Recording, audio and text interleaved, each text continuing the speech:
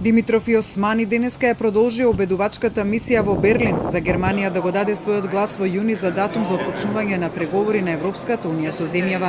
Тие попладнево имаа брифинг во Комисијата за европски прашања во Бундестагот за текот на реформите и исполнувањето на обврските кои произлегуваат од договорите со Бугарија и со Грција, а претходно разговара и со државниот министер за Европска унија Михаел Рот. За вице-премиерот Османи клучно е Бундестагот да даде најбрзо што може зелено светло за извештајот на Европската комисија за земјава, бидејќи рокот од објавувањето на извештајот до одржувањето на Советот на Европската унија е 3 недели. Со истиот краток рок се сочува и парламентот во Холандија.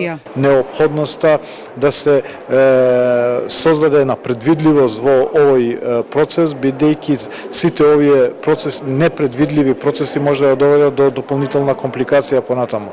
Така да сега прашањето е во кој месец Бундестагот ќе го разгледа прогрес извештајот од Европската комисија, за да може потоа владата мериторно да донесе одлука во Советот на Европската унија. Според Османи, во германскиот Бундестаг нема политичка дилема околу тоа дека земјава заслужува да го отпочне процесот на преговори.